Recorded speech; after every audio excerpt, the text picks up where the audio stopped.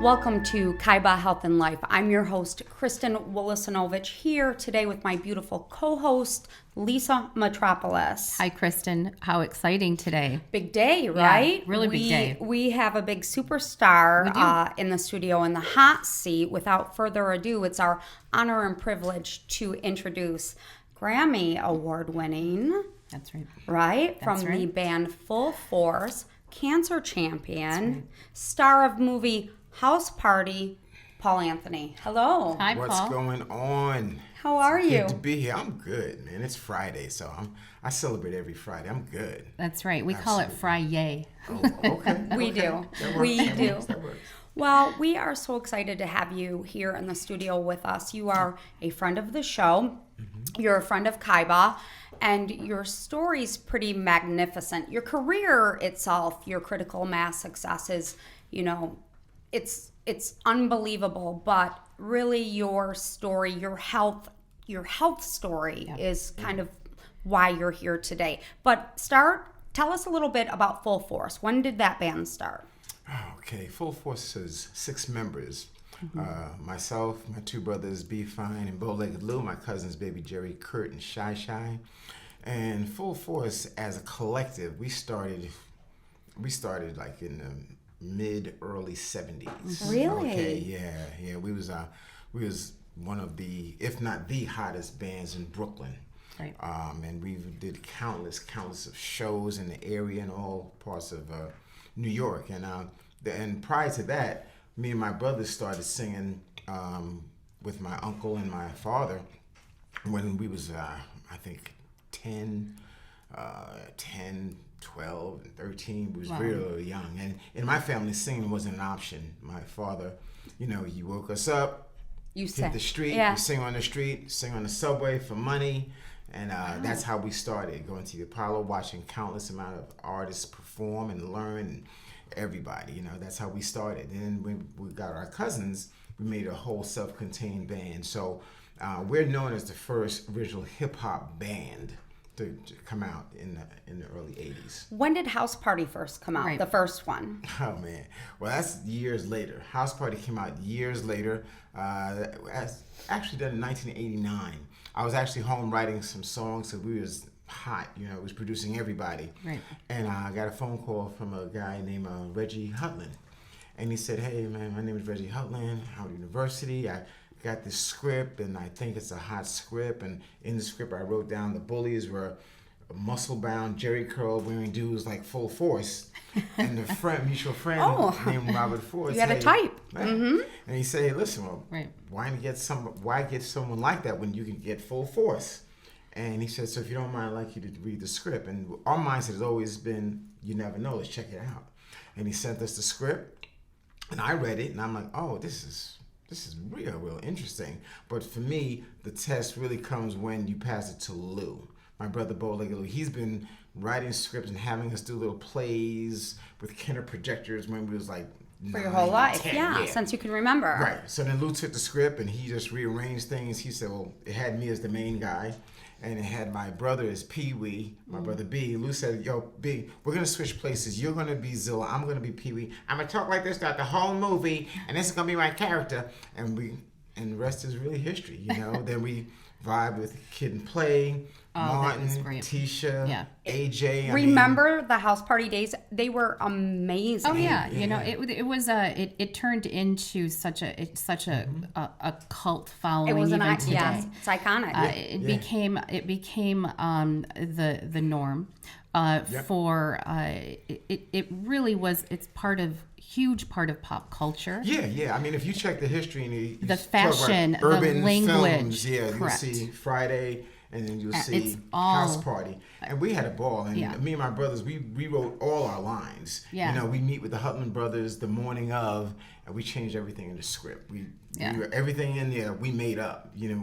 All the lines, catchphrases, we made those up. Then they were very open to creativity. Well, in conjunction to the success that Full Force has had, and then you have your film career, and like you had prefaced earlier, you are a producer, a major producer as well. So you've worked with some major talent, Britney Spears, Rihanna. Tell us a little bit about that side. Yeah, I mean, that was blessed. Our late former co-manager, Steve Salem, he said, guys, why don't you start producing people? Because we got turned down by every major label. I'll be going to college and I'll be in between classes. I'm going to the labels. We got thrown out countless times. He said, why don't you produce people? So our first success, my younger brother came with an idea to do a rap record about a girl who just kept dissing people. About Lisa. It's kind of about Lisa's. No. That's my MO. It's your biography. So he said, Paul, let's do this song. It's called Roxanne. I said, really? Okay, it's a strange name. It's like 2 a.m. So B starts saying, Roxanne, Roxanne. I was like, And it's incredible. We got our dancers, UTFO. We had them do it. The rest is history. It took off so fast. It was like, wow. To this day, we're in the Guinness Book of Records. It was wildfire. It was wildfire. It was. I grew up in a very small town here in Michigan, and a very rural town. And that song, I have 3 brothers, 2 older brothers, and that song was played in our house over and over and over. So you know the words. And I went to a Baptist academy. So this is, you had a very large reach. No doubt. You're very progressive. And one of your big artists as well is Lisa. Yeah, I mean, that was next. I mean, that became such a huge hit, Roxanne, Roxanne, by the group UTFO, and we produced that and co-wrote it with them, but we knew that something as huge as that would be perceived as luck. So let's not waste any time. Let's come back with another one. And then the idea came up to find a young lady that could sing the way anyone could sing and emulate her style. And we purposely set out for a Latin girl. That was all B's idea.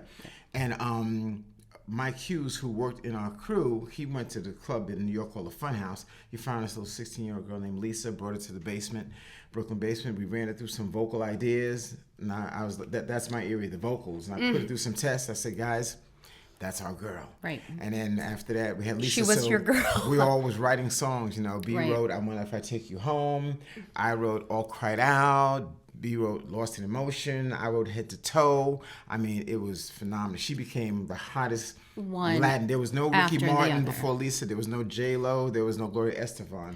Lisa blazed that whole trail. So for a young girl, I'm Latinx. So for a young girl like me, Lisa was the only one at the time because it was really before Gloria Estefan was huge.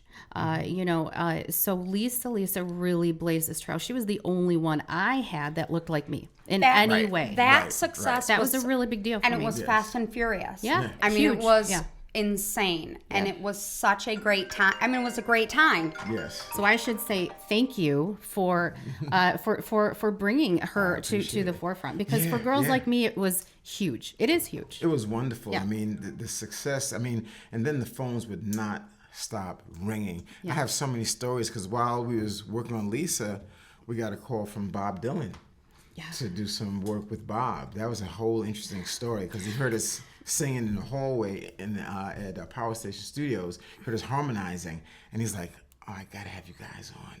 So there's a whole lot of in-between stories that we don't have time for. To make a long story short, we did 2 songs with Bob Dylan. It was incredible. Lisa, could you imagine? You're on his records. You're on his records, which is incredible. Yeah, 2 great songs with Bob. It was interesting. We took photos together, so he loved us. Because Bob didn't take no photos. What a footprint. What a legacy. You got to be so proud, and it's just so incredible what you have produced and what you have put out there. And one thing that now is your purpose and passion is you've dealt with some health issues. So tell us a little bit about that journey, how it started, what year. In 2006, I was diagnosed with a very rare non-Hodgkin disease called mantle cell lymphoma.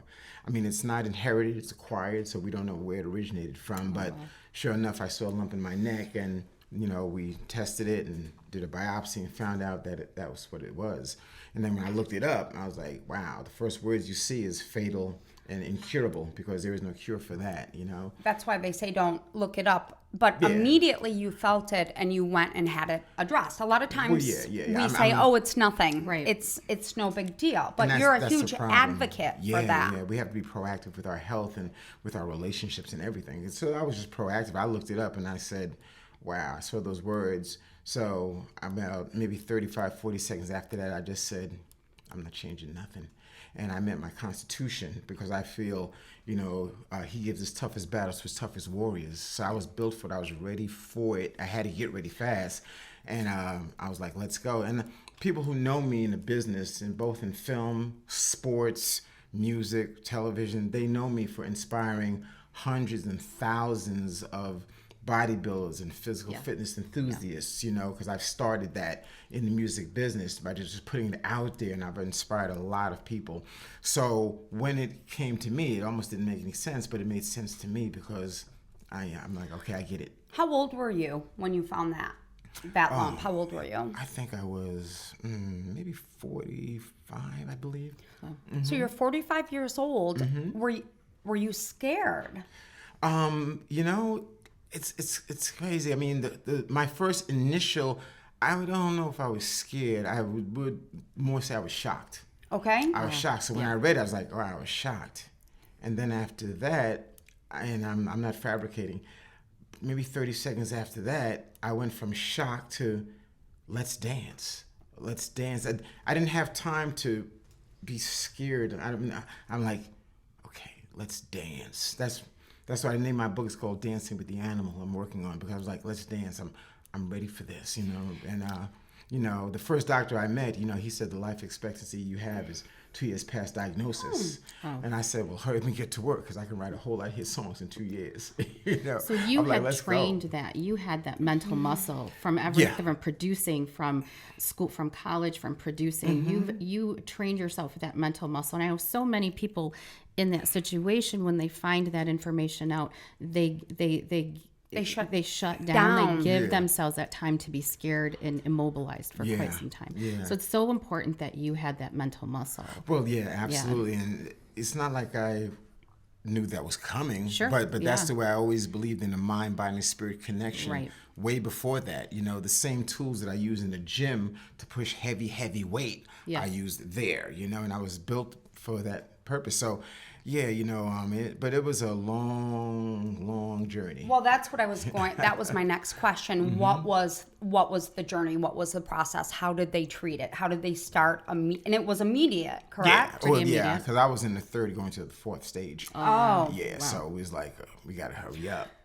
So prior to you finding it there, you had never felt it. It just was like an instant mass. You felt it. Sounds like it was somewhat aggressive. Yeah, but I didn't even feel it. I just saw it. So you had no symptoms, like physical symptoms. No, I literally remember I was in the gym and I was squatting 405 for reps. I remember as soon as I put the weight back after I think did 10. And then my man saw the lump in my neck. And I'm like, wow, because I'm feeling great. Right, you didn't know. Yeah. So then what do they start? Do you do radiation, chemo, all of the above? Right. How is that treated? One of the first doctors we saw was a world-renowned doctor in leukemia called Dr. Rye. And I think when he saw me, the first thing he started doing is feeling me, and because he felt my energy. Yeah. Mm-hmm. And he said, you're going to be fine. We were going to give him CHOP. Now, what he wanted me to take is only known to last for 2 years, so that clearly wasn't enough.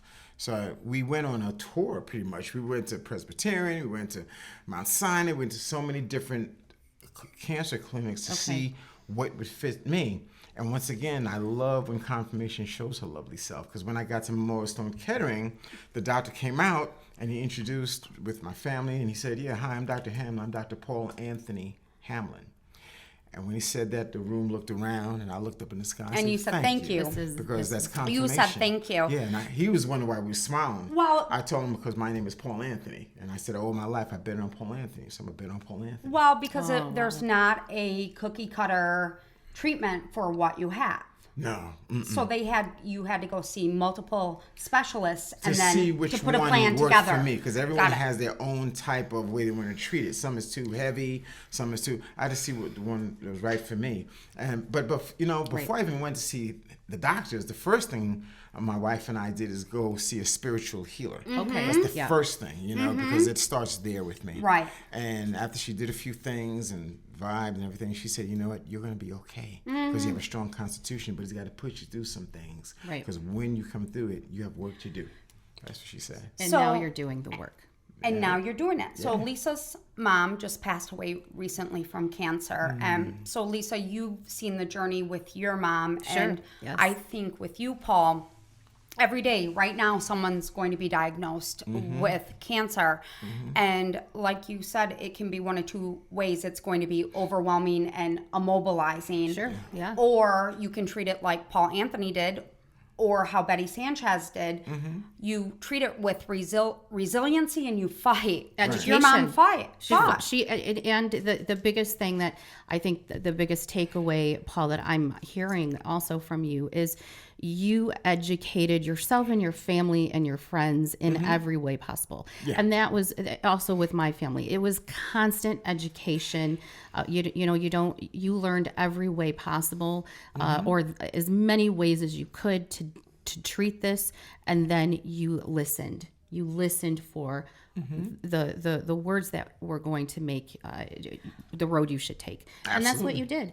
And that's so important, the education, and then also the listening between the lines. And the faith. The faith. You knew. Well, to me, it starts with the faith, because I got to a point where afterwards I'm like, okay, enough reading. I've read enough, because you keep reading, it will drive you crazy. I'm like, okay, that's enough. I got it. Let's go. Let's get back to the dance. Let's focus on the dance. Yeah. Yes. And sometimes it's both. Because you can do it. You can be strong, but there are those times when you're challenged. Spiritually and energetically, and that's where the reinforcement of your family and your friends support, comes in. So it's not just me. So how long did that take? How long was that treatment? Because there was more. Yeah. Oh, yeah. There was more. I mean, that it was diagnosed in 2006. Did a treatment. It came back 5 years later. Had to go do a different, more intense treatment. That treatment, it put the lymphoma at bay, but it damaged my bone marrow. Was thus resulting in my second cancer, myelodysplastic syndrome. And there, shortly after, was acute myeloid leukemia. Had to do another 14 days in a row, twice a day, triple dose, high intensity chemotherapy. So in between my treatments, I'm going to the gym. And so I'm working out, and then to the point where I had to stay in the hospital with a catheter in my chest and PICC line. You can Google me. I'm working out in my room. I'm doing my chin-ups on the door. I'm doing my push-ups. I got the music blasting. I'm rocking my own thing with my girlfriend, Ivy, the Ivy pole. It's my baby. I'm rocking. People come to see me on certain days. The doctor said, you're going to get a fever today. I said, really? So I'm dressing in red. I'm ironing my clothes on my bed, making sure I look nice. I'm dressing in red, and my fever's honor. You have to do all these things to mentally and energetically manipulate the situation. Lisa Metropolis, this is why Paul Anthony is sitting with us today, because it is that mindset and it is that fortitude that is exactly why you are here, and you are using your platform and your voice and you're educating. But not only are you educating, you provide hope, health, light, love, and energy, and you leverage. So people go through the worst of times. To me, did you ever have a moment where you're like, did it hit you, Paul? That's such a good question. Did it hit you? Did it hit me that I have this? Did it hit you where you just were overwhelmed with maybe sadness, scared, depression, any negative emotion? To me, it sounds like you battled, but did you allow it to work through you? I think I do remember there was one time that I got emotionally bothered. And the only reason I got bothered is because when it came back, I was just in the midst of about to do some shows, about to have some meetings. We was about to do some major things for full force. And by the mere fact that this came back. provided me not to do what I do. It wasn't an inconvenience. Yeah, it was bothered me. Right. I never, I don't know, I never said, oh no. You never said that to yourself. I never said that. I was like, wow. Let's dance, And once again, it's not me, because remember, my brother Lou, not one transfusion, not one biopsy, not one needle, and I stopped counting at 200 and something. Not one needle was he not there. He came at every appointment I had to. every appointment. And then my younger brother came. My wife slept in when I had to stay 30 days, she slept in the room with the mask on because I was in reverse isolation. Right. You know, and then my mother would come, then my father, his wife, Jacqueline. I mean, yeah, my kids. I had such energetic medicine. You had coming. love, baby. You had love. Well, see, that's the key, you know. That's a key, you know, and that's something that the doctors don't know about sometimes. But that kind of things, and I did a lot of things before that. I changed the way I breathe. I changed where I lived. I changed the people I hung around. I did my meditation. I did my acupuncture. I did so many things to reinforce the body and the spirit before I got to the medicine. Right. You know, all those tools are available to us. And that's key. Yeah. And that's key for someone who's going through this. And then your brother Lou was 100% 10 match. for 10. Absolutely. 10 for 10 match. Yeah, wow. There's things that he did to make sure that he would not affect that transplant years later if I was to need him. You know, I remember talking to Dr. Hamlin one day and I said, Doc, listen, I'm doing everything. I'm training. I'm eating right. I'm doing this. What else can I do to help my cause? And he said, be good to your brother Lou. Absolutely. You know, lose your guy. Yeah. You know, Lisa, if you need anything, I've got you. I've got you. All right. Okay. You know, it is, to me, it's just so massively inspiring, and it's, you know, it's just really incredible. And we're lucky to be friends with you, and Kaiba Health and Life is lucky to have you because you're going to be writing for the magazine and you're going to provide content. And listen, the camera, listen. I'm coming. I'm planting some seeds. I'm planting some flags. We're going to do some special things. That's right. Did it in Brooklyn. Did it in Tampa. I'm on the National Advisory Board for Moffitt Cancer Center, the #1 cancer center in Florida, number 5 in the world. I'm doing some special things there. I'm coming to town, do something. Kaiba, I'm hitting it. We may look for some talent. I heard you got some talent in this town. We're going to look for the next stars, for it's some just music, not in this film. room. Let me tell you something. When we first told the world about Britney Spears, they didn't know we had. When we first told the world we have a young lady named Nicki Minaj. When we first told about the Backstreet Boys, NSYNC, Rihanna. Listen, we looking, so we here. Follow me. Call me. And what I love too, Paul, is you are one of the main speakers at Kaiba's Global Consciousness Summit, which is coming up in September. Yeah, it's so gonna be special. I think this is just kind of this is just a little teaser of the mentality and the spiritual side and the energy and what you're going to bring to the table times a million at that summit. So you're one of 5 to 6 key speakers, but it's going to be Might amazing. be even more. You never know. There may be some celebrities. There's a lot of celebrities that you just know they don't just sing and dance or lights on, but they have a purpose. They have a drive. They have a journey, and they're going to share. They're going to touch. We're going to engage. We're going to influence. Absolutely. I'm bringing some friends. We like Paul Anthony just a little bit. Lisa, just we a little. love being your friend.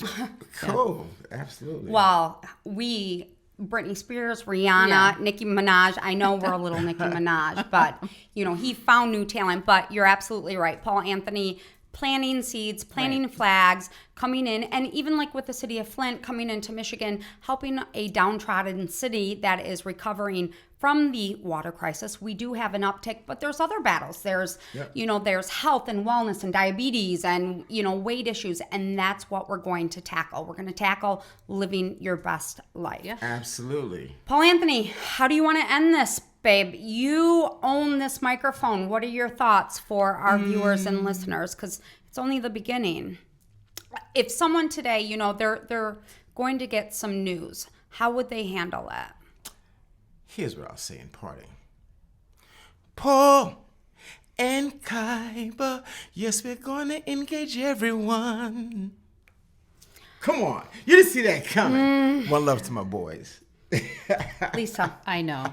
He can sing too. He can sing. He's I'd say triple threat, but I think it's like a quadruple threat. No, but seriously, you know, we're going to impact and do some special things, you know, and especially the children. They are the future. They are tomorrow. One of the songs that I wrote right after I got treated for leukemia, and if you go online, you see photos of me in my room. I asked permission, and I brought my studio, my engineer, my reporter studio in my hospital room, and I wrote this song called I Feel Good, I Look Good, I'm God Good. And I wrote this song before I got my results because I knew when I came through this, when I beat this, I had things to do.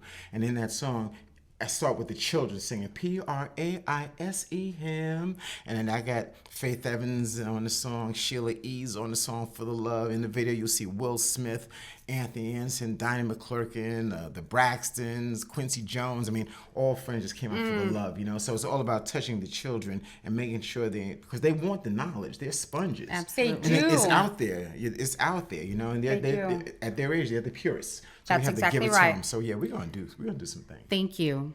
Thank you so much. Yes. Beyond words, thank you. Thank you. Lisa Metropolis, great interview. Only the beginning, Only babe. the beginning. Yeah. Paul Anthony, we can't thank you enough, and we look forward to what the future holds. Just like that. Thank you. This has been Kaiba Health and Life.